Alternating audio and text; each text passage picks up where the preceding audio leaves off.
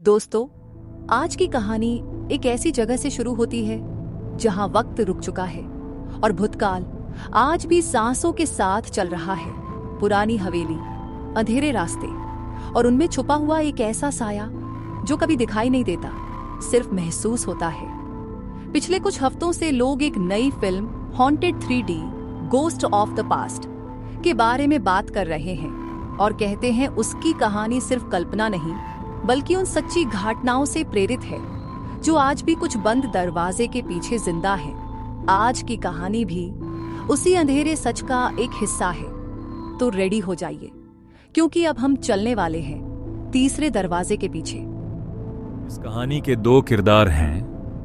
आरव 27 साल का मुंबई का एक कंटेंट क्रिएटर जो हॉरर व्लॉग्स बनाकर लोगों के डर को कैमरे में कैद करता था, और नैना 25 साल की ग्राफिक डिजाइनर, आरव की सबसे अच्छी दोस्त जो गोस्ट्स पर यकीन नहीं करती थी लेकिन आरव पर करती थी। एक दिन आरव ने फैसला किया कि वो लक्ष्मी कुंज हवेली का डॉक्यूमेंट्री शूट करेगा। उसी हवेली का जिसके बारे में कहते हैं रात के 11:11 पर एक तीसरा दरवाजा खुल जाता है। नैना ने मना किया था लेकिन आरव की जिद जीत गई, और जिद अक्सर इंसान को उन जगहों तक ले जाती है जहां सिर्फ मौत की खामोशी होती है। लक्ष्मी कुंज हवेली के बाहर एक पुराना टूटा हुआ मंदिर था जहां की घंटी हवा के बिना भी हिल रही थी। जैसे ही दोनों हवेली के अंदर गए, सीलन भरी हवा ने उनका स्वागत किया। अंदर सब कुछ शांत था, लेकिन वो शांति नॉर्मल नहीं थी, वो किसी के देखने की शांति थी। हवेली के अंदर सिर्फ 2 दरवाजे साफ दिख रहे थे। पहला एक पुरानी लाइब्रेरी, दूसरा बेसमेंट की सीढ़ियां, पर तीसरा दरवाजा कहीं नजर नहीं आ रहा था। आरव सोचने लगा, शायद तीसरे दरवाजे की कहानी सिर्फ एक अफवाह हो। तभी नैना की नजर एक अजीब जगह पर गई।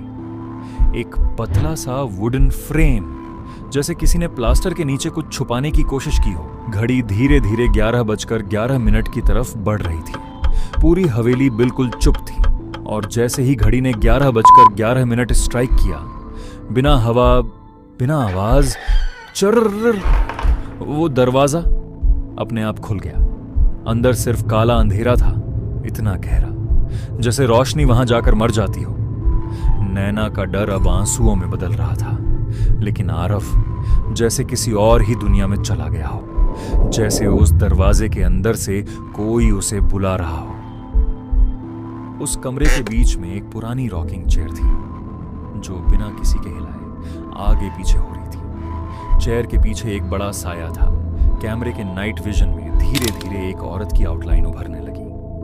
ना सफेद साड़ी, ना घूंघट, बल्कि पुराने जमाने का मॉडर्न गाउन, लेकिन उसका चेहरा पूरा काला। जब उसने अपना सर उठाया, उसकी आंखें खोखली थीं और मुंह सिला हुआ। चेयर के पीछे लिखा था, डोंट अनकवर द पास्ट। और अगले ही पल वो औरत आरव के बिल्कुल सामने खड़ी थी। नैना ने पूरी ताकत से आरव को खींचना शुरू किया, लेकिन वो जैसे किसी और के कंट्रोल में था। लाइब्रेरी के कमरे में नैना को एक पुरानी डायरी मिली। डायरी लक्ष्मी कुंज की मालकिन वीणा मल्होत्रा की थी, एक मॉडर्न और बोल्ड औरत जो हिप्नोटिज्म और रिचुअल साइंस पर काम करती थी। डायरी में लिखा था, मैं तीसरे दरवाजे में बंद हो चुकी हूं, जो मुझे देखेगा वो मेरा हिस्सा बन जाएगा। उस पर तीसरा दरवाजा फिर से खुल गया, और आरव बिना पलक झपकाए उस अंधेरे की तरफ चलने लगा। नैना की चीख पूरी हवेली में गूंज उठी। आरव धीरे धीरे उस ब्लैक रूम में जा रहा था जहां रॉकिंग चेयर पर वो औरत उसका इंतजार कर रही थी।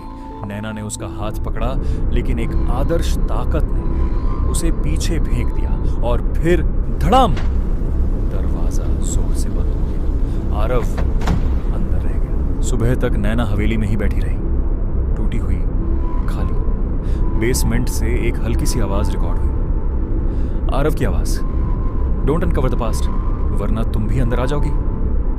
पुलिस आई, लोकल्स आए, लेकिन तीसरा दरवाजा अब वहां था ही नहीं, जैसा कभी एग्जिस्ट ही नहीं किया। नैना आज भी हॉस्पिटल में है और एक ही बात बोलती है, आरव गया नहीं, वो बस तीसरे दरवाजे के पीछे रुक गया है।